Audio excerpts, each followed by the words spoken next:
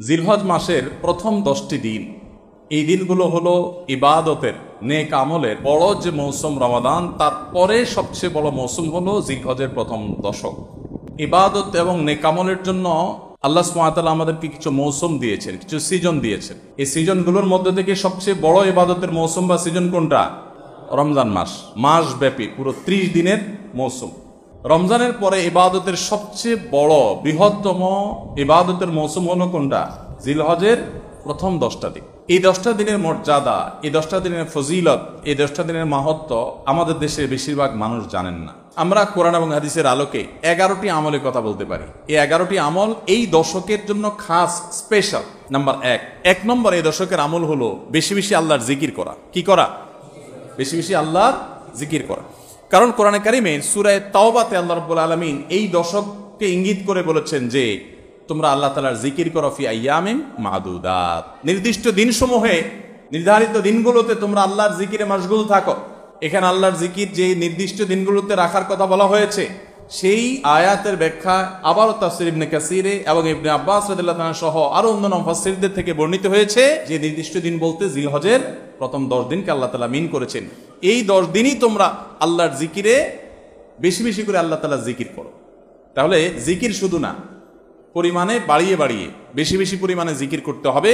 এই দশকে আল্লাহ তাআলার স্মরণ অন্তরে হবে, মুখে আল্লাহ তাআলার জিকির চলবে, কাজের মাধ্যমে জিকিরের আমল চলবে, অন্তরের স্মরণের মাধ্যমে, মুখে জিকিরের মাধ্যমে। কোরআনের তেলাওয়াত একটা জিকির, তাসবিহগুলো একটা জিকির, তাহমিদ আল্লাহর প্রশংসা একটা জিকির, এরকম যত জিকির আছে এই দশক হলো জিকিরের দশক। সবচেয়ে বেশি জিকির চলবে। সবচেয়ে বেশি কি চলবে? জিকির চলবে। দ্বিতীয়ত যে আমলটি চলবে তা হলো যে কোনো নেক আমল, যে কোনো নেক আমল। কারণ একটু আগে আমরা হাদিস শুনলাম যে নবী করিম সাল্লাল্লাহু আলাইহি ওয়াসাল্লাম বলেছেন, মা মিন আইয়ামিন আল আমালুস সালিহু ফিহিন্না আহাব্বু ইলাল্লাহ মিন হাযিহিল আইয়াম। এই জিলহজের 10 দিনের চাইতে অন্য কোন দিনের নেক আমল আল্লাহর কাছে বেশি প্রিয় না। মাস হিসাবে রমাদান সবচেয়ে সেরা, আর দিন হিসাবে খুচরা দিনগুলোর মধ্যে রমজানের বাইরে সবচেয়ে সেরা কোনটা? জিলহজের প্রথম দশক। রমজানের পরে মর্যাদার বিচারে সবচেয়ে বেশি মর্যাদাপূর্ণ দশক হলো এই দশক। এই জন্য এই দশকে আমল করলে আল্লাহর কাছে এত প্রিয় যে অন্য কোনো সময়ের আমল আল্লাহর কাছে এত প্রিয় না। এই জন্য এই দশকের দ্বিতীয় আমল হলো বেশি বেশি নেক আমল করা। বেশি বেশি কি করা? নেক আমল করা। রুটিন যে নামাজগুলো আছে, কাজগুলো আছে, সেগুলো বিশেষ ইহতিমামের সাথে করা। অন্য সময় আপনি নামাজের টুকটাক গাফলতি করেন, কিন্তু এই দশকে মোটেই করবেন না। অন্য দশকে আপনার ফজরের জামাত একটু মিস হয়, এই দশক মোটেই করবেন না। আগে থেকে ইহতিমাম থাকবে যে এই দশক কোনোভাবে ইবাদত থেকে আমি যেন দূরে না থাকি। আল্লাহ তাআলা আমাদের সবাইকে আমলের তৌফিক দান করুন। তাহলে 2 নম্বর আমল হলো বেশি বেশি নেক আমল করা এই দশকে। রুটিন নেক আমলগুলো যেগুলো সবসময় করতে হয়, এগুলোকে বিশেষ ইহতিমামের সাথে করা, আর আরো নফল আমল বাড়িয়ে বাড়িয়ে করা। আপনি অন্য সময় কোরআন তেলাওয়াত খুব বেশি করতে পারেন না, এই দশকে কোনো অবস্থাতে ছাড়বেন না। অন্য সময় তাসবিহ তেলাওয়াত খুব বেশি হয় না, এই দশকে কোনো অবস্থায় ছাড়বেন না। অন্য সময় নামাজে খুব বেশি খুশু ধরে রাখতে পারেন না, এই দশকে চ্যালেঞ্জ থাকবে যে ধীরস্থিরতার সাথে, মনোযোগের সাথে নামাজ পড়ব। এভাবে নেক আমলের কসরত করতে থাকবেন। আল্লাহর প্রিয় পাত্র হওয়ার পথে আমরা এগিয়ে যেতে চাইলে এই দশক, এই 10টা দিন আমাদের জন্য বিরাট বড় একটা সুযোগ। আল্লাহ আমাদের সবাইকে তৌফিক দান করুন। 3 নম্বর এই দশকের করণীয় হলো সকল গুনাহ থেকে অন্য সময়ের চাইতে এই সময়টাতে বেঁচে থাকার জন্য বেশি সচেষ্ট থাকা। গুনাহ তো 12 মাসই আমরা করব না, কিন্তু এই দশক গুনাহ না করার ব্যাপারে চেষ্টাটা একটু বেশি থাকবে। কারণ আপনারা সূরা তাওবার একটা আয়াত শুনেছেন, আল্লাহ রাব্বুল আলামিন সম্মানিত 4 মাসের আলোচনা করে বলেছেন, যালিকাদ দীনুল কাইয়্যিম ফালা তাজলিমু ফিহিন্না আনফুসাকুম। এই সম্মানিত মাসগুলোতে তোমরা নিজের প্রতি নিজে অবিচার করিও না। ভাইরা আমার, তার মানে যেই সময়টাতে আল্লাহর নৈকট্য লাভের সুযোগ, ওই সময়টাতে যদি কেউ পাপাচারে লিপ্ত হয়, এর চেয়ে পাপিষ্ঠ আর কে আছে? এই জন্য আল্লাহ রাব্বুল আলামিন আমাদেরকে দরদের সাথে বলছেন, ভাষা খেয়াল করেন, ফালা তাজলিমু ফিহিন্না আনফুসাকুম, তোমরা নিজের পায়ে নিজে কুঠার আঘাত করিও না। এই 10 দিন না, শুধুমাত্র এই পুরো সম্মানিত 4 মাস, সম্মানিত 4 মাসের ভিতরে টানা 3টা মাস চলছে, জিলকদ, জিলহজ, মুহররম, আর একটা হলো রজব মাস, রমজানের আগের মাস। তাহলে সম্মানিত 4 মাসের মধ্যে এই 10টা দিন আবার বিশেষ মর্যাদাবান। অতএব এই আয়াতটা এখানে আরো বেশি ফিট হবে, অর্থাৎ পাপাচার থেকে বাঁচার জন্য আলাদা কসরত থাকবে। অন্য সময় আমি গুনাহের কাজ করলেও এই দশকে কোন অবস্থাতে আল্লাহর নাফরমানি করব না। আল্লাহ আমাদের সবাইকে বেঁচে থাকার তৌফিক দান করুন। ভাই আমার, তাহলে 3 নম্বর আমল আমরা পেয়ে গেলাম। 4 নম্বর আমল হলো যাদেরকে আল্লাহ তাআলা সামর্থ্য দিয়েছেন তারা হজ করবেন। এই দশক হজের আমলের মাস, আমলের দশক, এই দশকেই তো হজ হবে। অতএব যাদের তৌফিক দিয়েছেন আল্লাহ তাআলা তারা কি করবেন? হজ করবেন। এটা এই দশকের আমল। এটা হলো 4 নম্বর আমল। 5 নম্বর আমল হলো যাদেরকে আল্লাহ সামর্থ্য দিয়েছেন তারা এই দশকে কোরবানি করবেন। কারণ কোরবানি এমন একটা আমল, নবী করিম সাল্লাল্লাহু আলাইহি সাল্লাম মদিনা হিজরত করেছেন, এরপর থেকে প্রতি বছরে তিনি কি করেছেন? কোরবানি করেছেন। আল্লাহ নির্দেশ করেছেন ফাসাল্লি লিরাব্বিকা ওয়ানহার, তুমি তোমার রবের নির্দেশ পালনার্থে নামাজ আদায় করো এবং কোরবানি করো। তো এই জন্য ঈদুল আজহা অর্থাৎ এই জিলহজের প্রথম দশকের শেষ দিন অর্থাৎ 10ম দিনে কোরবানির আমলটা করা, এটা যাদের সামর্থ্য আছে তাদের জন্য প্রযোজ্য। এই দশকের একটা আমল হলো কি করা? কোরবানি করা। কয়টা আমল গেল? 5টা। 6 নম্বর হলো যাদের কোরবানি করার ইচ্ছা আছে তারা জিলহজের চাঁদ ওঠার আগে আগে জিলকদ মাসের শেষ দিনের মধ্যে তাদের হাতের নখ, চুল, গোফ, অবাঞ্ছিত লোম এগুলো সব কেটে পরিষ্কার করে ফেলবেন এবং এই দশক আর সেগুলোতে হাত দিবেন না। কোরবানি করে তারপরে সেগুলো পরিষ্কার করতে চাইলে করবেন, এই দশকে আর হাত দিবেন না। নবী সাল্লাল্লাহু আলাইহি ওয়াসাল্লাম বলেছেন মান আরাদা আন ইউদাহিয়া ফালা ইয়াখুয মিন শা'রিহি ওয়া আযফারিহি শাইআ, যে ব্যক্তি কোরবানি করার এরাদা করেছে, নিয়ত করেছে, সে যেন তার চুল, নখ এগুলো না কাটে ওই 10 দিন। জিলহজের চাঁদ উঠছে আর কাটবেন না, চাঁদ উঠার আগে আগে কেটে ফেলবেন এবং কোরবানির পরে যায় কাটবেন, এই 10 দিন বিরত থাকা। তবে অন্য আরো বিভিন্ন রেওয়ায়াত থেকে, বর্ণনা থেকে বোঝা যায় যে এই আমলটা শুধু যিনি কোরবানি করবেন তিনি নয়, যিনি কোরবানি করবেন না, কোরবানি করার সামর্থ্য নাই, তিনি এই আমল করতে পারেন, তাহলে আল্লাহ তাআলা তাকে কোরবানি করার সওয়াব দান করবেন। এমনকি কোন কোন সালাফ, কোন কোন সাহাবী থেকে আমলও বর্ণিত আছে যে বাসার বাচ্চা কাচ্চা যারা আছে তাদেরকেও এই দশকে চুল, নখ ইত্যাদি কাটতে নিষেধ করেছেন। তাহলে চুল, নখ ইত্যাদি কাটা থেকে বিরত থাকা এই 10 দিন, আগে কাটা এবং পরে কাটা, এই 10 দিন না কাটাকাটি না করা, এটা একটা মুস্তাহাব আমল। এবং প্রায় সব ফুকাহায়ে কেরাম এই ব্যাপারে একমত হয়েছেন। মওসুআ কুয়েতিয়া, মওসুআ ফিকহিয়া কুয়েতিয়ার মধ্যে লেখা হয়েছে যে ইত্তাফাকাল ফুকাহা, সব ফকিহগণ প্রায় একমত যে এই দশকে যিনি কোরবানি করবেন তিনি তো বটেই, কোরবানি যিনি করবেন না তাদের তরফ থেকেও চুল, নখ এগুলা কাটা থেকে বিরত থাকা মুস্তাহাব। তাহলে 6 নম্বর আমল গেল চুল, নখ ইত্যাদি এই দশক না কেটে থাকা। 7 নম্বর আমল হলো এই দশকে বেশি বেশি তাকবীর পাঠ করা। এটা তাকবীরে মুতলাক বলা হয়, সাধারণ তাকবীর। আল্লাহু আকবার, আল্লাহু আকবার, লা ইলাহা ইল্লাল্লাহ, আল্লাহু আকবার, আল্লাহু আকবার ওয়ালিল্লাহিল হামদ। এই তাকবীরটা হলো মিন শাআইরিল ইসলাম, এটাকে আমরা করতে পারি। ইসলামের যে নিদর্শনগুলো আছে সেগুলোর মতো করে এই তাকবীরটা আমরা পাঠ করব, এমন ভাবে পাঠ করব যে অলিতে গলিতে, রাস্তাঘাটে সব জায়গায় তাকবীরের ধ্বনি চলতে থাকবে, কারোর ডিস্টার্ব করে না, মৃদু কণ্ঠে সব জায়গায় গুনগুনিয়ে আমাদের মুখ থেকে তাকবীর চলবে। আপনারা অনেকে হয়তো শুনে থাকবেন সাহাবায়ে কেরাম রিদওয়ানুল্লাহি তাআলা আজমাইনের মধ্যে থেকে কেউ কেউ, আবু হুরায়রা রাদিয়াল্লাহু তাআলা আনহু, আরো কোন কোন সাহাবীর আমল বর্ণিত আছে যে জিলহজের প্রথম দশক শুরু হলে তারা বাজারে চলে যেতেন। বাজারে কেন যেতেন ভাই? শুধুমাত্র এই নিয়তে বাজারে যেতেন যে বাজারে গিয়ে অনেক মানুষজন থাকবে, তাদের সামনে গিয়ে উচ্চস্বরে তাকবীর পাঠ করব, আমার তাকবীর শুনে পুরো বাজারে সবাই গুনগুনিয়ে তাকবীর বলে উঠবে, এই উদ্দেশ্যে শুধুমাত্র কোন কোন সাহাবী বাজারে যেতেন এবং যে বলতেন আল্লাহু আকবার, আল্লাহু আকবার, লা ইলাহা ইল্লাল্লাহ, আল্লাহু আকবার, আল্লাহু আকবার ওয়ালিল্লাহিল হামদ। শয়তান আমাদের পুরো সমাজকে গ্রাস করে ফেলছে ভাই, সর্বত্র, আমাদের বাসা বাড়ি, আমাদের ব্যবসা প্রতিষ্ঠান, আমাদের শিক্ষা প্রতিষ্ঠান, আমাদের চিন্তা চেতনা, মন, মগজ, দেহ, মস্তিষ্ক সবকিছু ইবলিস নানাভাবে আমাদেরকে প্রভাবিত করে রাখছে। ইবলিসের ওয়াজ তো আজকাল আমরা শুনি না। কোরআনে আল্লাহ তাআলা সবচেয়ে বেশি যাকে শত্রু হিসাবে দেখাইছেন সে হলো কে? ইবলিস। তার ব্যাপারে আল্লাহ বলেছেন যে সে আমাদের আদু ও মুবিন, স্পষ্ট শয়তান। আমরা জীবনে কোনোদিন দেখিই নাই, আল্লাহ বলেছেন স্পষ্ট শয়তান। কেমনে স্পষ্ট হইল? আমরা দেখি না, সে থাকে গোপনে, আল্লাহ বলছেন স্পষ্ট। ভাইরা আমার, এই জন্য আল্লাহ স্পষ্ট বলেছেন যে শয়তান নিজে দেখা না দিলে কি হবে, শয়তানের শয়তানি সারাক্ষণ আমাদের চোখের সামনে ভাসে, চতুর্দিক থেকে শয়তানি আমরা দেখি না? তো এই শয়তান তার শয়তানি করে করে পরিবেশটাকে আমাদের নষ্ট করে ফেলছে। আমাদের দেশ তরুণ প্রজন্মকে ধ্বংসের দ্বারপ্রান্তে নিয়ে যাওয়া হয়েছে, তাদেরকে দিন থেকে এত দূরে সরাই দেওয়া হয়েছে, কখনো শিক্ষার নামে, কখনো সংস্কৃতির নামে, কখনো বিনোদনের নামে, কখনো খেলাধুলার নামে, কখনো ক্যারিয়ারের নামে, এক এক সময় এক এক নাম দিয়ে আমাদের সন্তানদেরকে আল্লাহি দিন থেকে এত দূরে সরিয়ে ফেলা হয়েছে।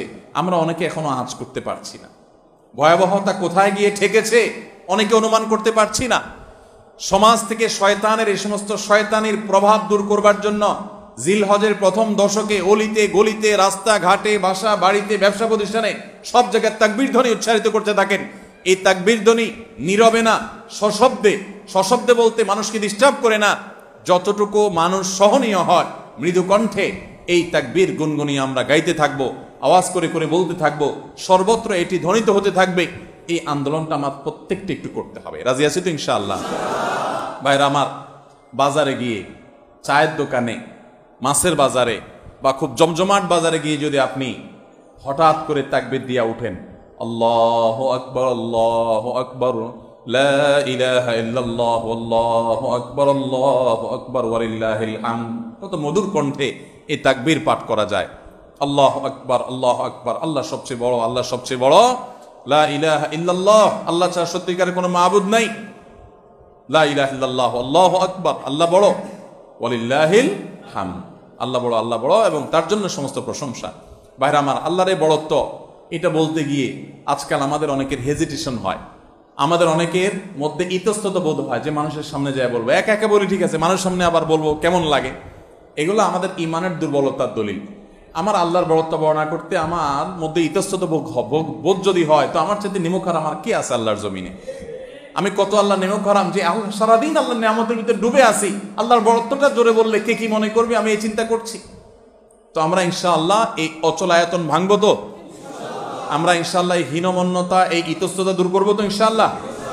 ভাইরা আমার, টার্গেট করে করে বাসায় যাওয়ার সময় মোবাইলে অ্যালার্ম দিয়ে দিয়ে লিখে লিখে রিমাইন্ড করে করে তারপরে আমল করব। মনে থাকবে তো ইনশাআল্লাহ? যেখানে মানুষ আছে একটু জোরে জোরে তাকবীর পাঠ করবো। বাসায় ঢোকার সময় জোরে জোরে পড়তে পড়তে ঢুকবেন, যাতে বাসার সবাই তাকবীর দিয়ে উঠে। হঠাৎ মনে হবে একটু জোরে জোরে পড়বেন, যাতে সবাই তাকবীর দিয়ে উঠে। পুরো পরিবেশটাকে সেভাবে করবেন। আমি আমার বাসায় এই দশক আসলে সাধারণত মৃদু কণ্ঠে ভলিউমের সবসময় তাকবীরটা চালু করে রাখি, যাতে সবার মনে হয়। অফিসে কম্পিউটারে এটাকে মৃদু কণ্ঠে চালু করে রাখি, অন্যান্য কাজ করতে থাকি, এই আওয়াজ চলতে থাকে, যাতে করে যে আসে সে দেখে তার মনে হয় সে আমলটা করতে পারে। তো আমরা এই আমলটা চিন্তা করবো তো ইনশাআল্লাহ? যদি আপনি বাজারে গিয়ে তাকবীর বলেন, আমাদের সমাজের যে অবস্থা, যে অবক্ষয়, দিনই চেতনা দিন দিন যেভাবে হারিয়ে গেছে, আপনার তাকবীর শুনে হয়তো অনেকে হাসবে। হঠাৎ করে যখন বাজারে গিয়ে তাকবীর দিবেন জোরে জোরে, বলবে ব্যাপার কি? কেউ কেউ হয়তো ইশারা করছে মাথায় হয়তো কোনো সমস্যা আছে। এরকম হতে পারে, হতে পারে কি পারে না? কেন হইতে পারে? কারণ সব গাফেলদের মধ্যে একজন জাকের আসছে, সব গাফেলদের মধ্যে একজন জাকের আসছে। যেখানে সবাই গাফলতিতে নিমজ্জিত, সেখানে একজন জিকিরকারী আসছে। এই জন্য ওই গাফেলদের মধ্যে জিকিরকারী একজন জিকিরকারী ব্যক্তিকে মনে হয় পাগল, অথবা তাকে বলা হয় যে আননুন। অথচ হওয়া দরকার ছিল মুসলমানদের সমাজে সবাই জাকের, এক দুজন গাফেল। আর আমরা সবাই হয়ে গেছি গাফেল। এই জন্য একজন জিকিরকারী হলে তাকে মানুষ কি করে? উপহাস করে, পাগল মনে করে।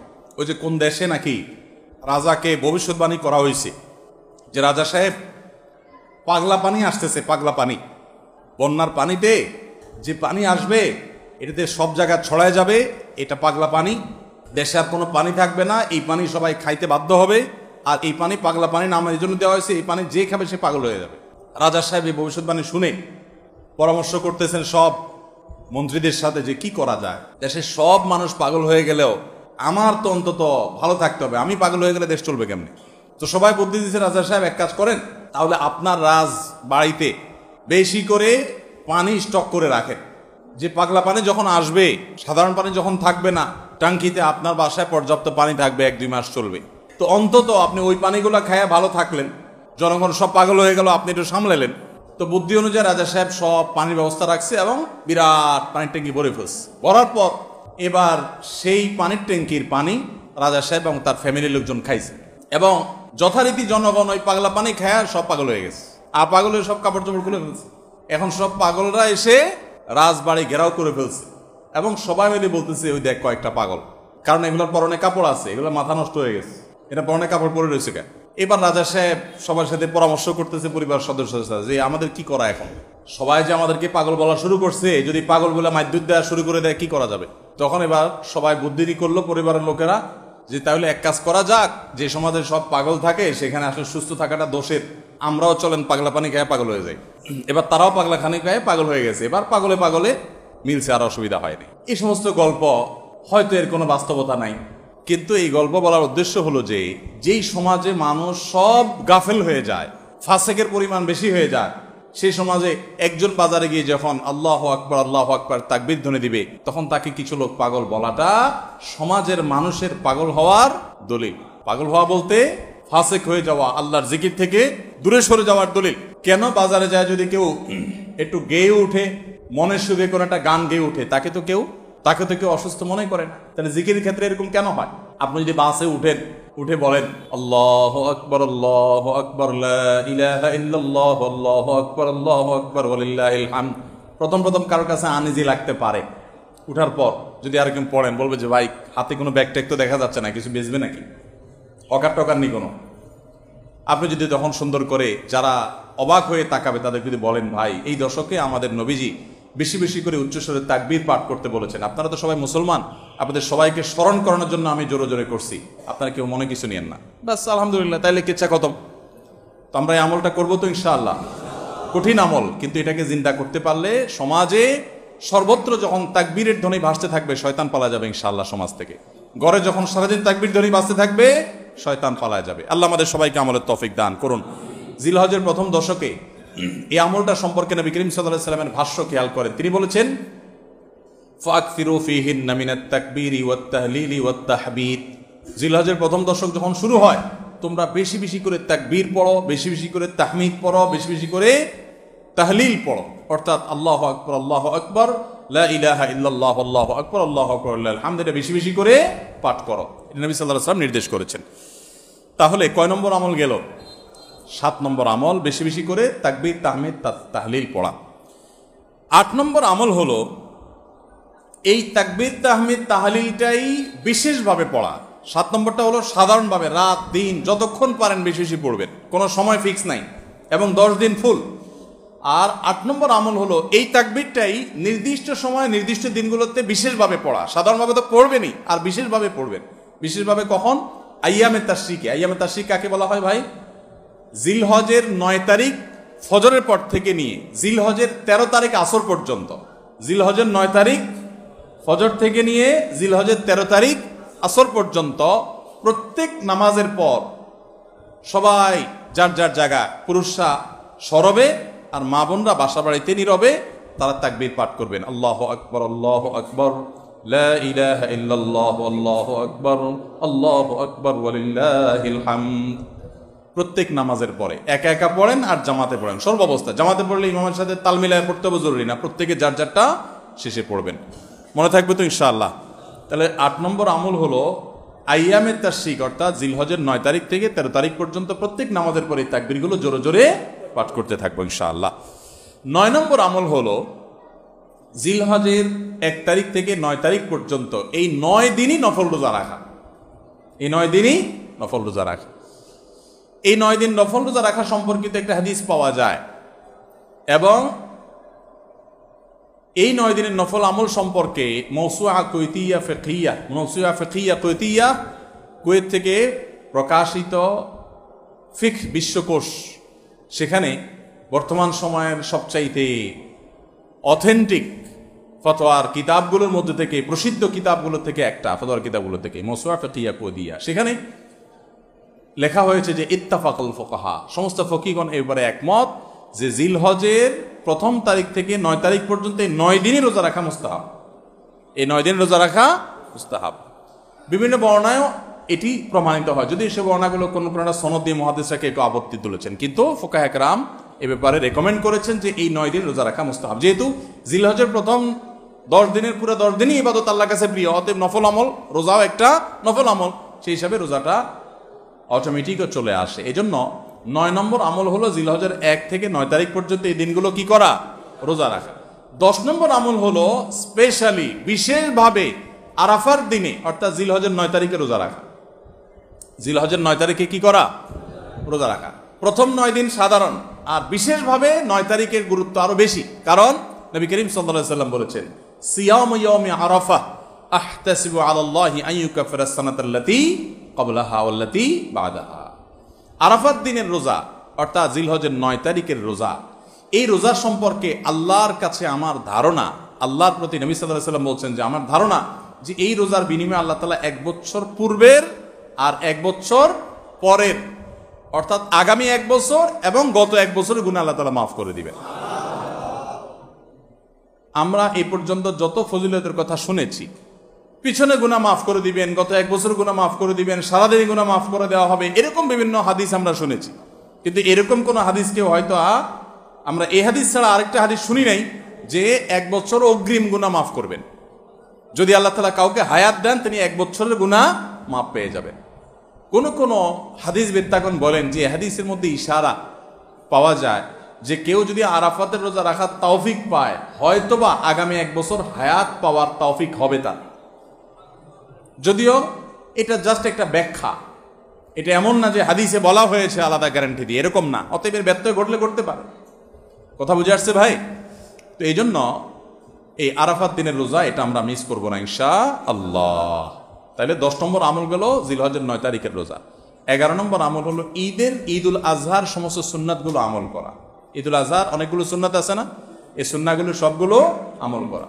ঈদুল আজহার যে সুন্নাহগুলো আমল সাধারণত হয় না, গোসল আমরা করি, সুগন্ধি আমরা ব্যবহার করি, আলহামদুলিল্লাহ, অন্য অনেক সুন্নাত আমরা আমল করি, কিন্তু যে সুন্নাতের আমল সাধারণত হয় না তার ভিতরে একটা হলো ফজরের নামাজ মহল্লার মসজিদে এসে পড়া, ভোর রাতে আগে আগে উঠা। অন্য সময়ের চাইতে ঈদের দিন ফজরে মুসল্লি আরো আমাদের মসজিদে কম থাকে, কারণ চাঁদ রাতে তামাশা করে বেড়ায়, ফজর নামাজ মিস হয়ে যায়। তো ইমানদার সেটা করতে পারেন না। ঈদের সুন্নাহটা বিশেষভাবে আদায় করার চেষ্টা করা দরকার, অর্থাৎ জামাতের সাথে ফজর নামাজ পড়া দরকার, আগে আগে উঠা দরকার। ঈদের দিনের সুন্নাতগুলোর মধ্যে থেকে একটা। আরেকটা সুন্নাত আমাদের অবহেলিত, আদায় হয় না, সেটা হলো ঈদুল আজহা হোক আর ঈদুল ফিতর হোক, ঈদের নামাজ মাঠে পড়ার চেষ্টা করা দরকার। কোথায়? মাঠে। মাঠ এখন কম, বিশেষ করে শহর এলাকাতে মাঠ একটু কম, কিন্তু যেগুলো আছে সেগুলো যদি সঠিকভাবে সবগুলোকে ব্যবহার করা হয় তাহলে অনেক জায়গায় সুন্নাহ জিন্দা হয়। আমরা ঈদের নামাজ মসজিদে পড়ি, কেন পড়ি? একটা অজুহাত দেই, মাঠ কম। এই অজুহাত সব ক্ষেত্রে গ্রহণযোগ্য না এবং সঠিক না। অনেক জায়গায় মাঠ থাকা সত্ত্বেও মানুষ মসজিদে নামাজ পড়ে, কারণ সব মহল্লার মানুষ আলাদা আলাদা নিজেরা একটু মাতবরি করতে চায়। আমরা আবার আরেক জায়গায় নামাজ পড়তে যাবো, আমাদের একটা বাঁকাবাতি থাকে। এই রোগ মসজিদে ঢুকে গেছে, মসজিদ কমিটির লোকদের মধ্যে রোগ ঢুকে গেছে। তারাই কোরবানি করতে রাজি না যে আমরা এখানে জমাত করব না, চল আমরা সবাই মিলে বড় একটা মাঠে করি। বড় মাঠে কয়েক মসজিদের মুসল্লিদের একসাথে নামাজ আদায় করার যে সৌন্দর্য আছে, এই সৌন্দর্য মসজিদের মধ্যে ঈদের নামাজ পড়ার মাধ্যমে নাই। এই জন্য ভাইরা, মাঠে ঈদের নামাজ জিন্দা করার চেষ্টা করতে হবে ইনশাআল্লাহ।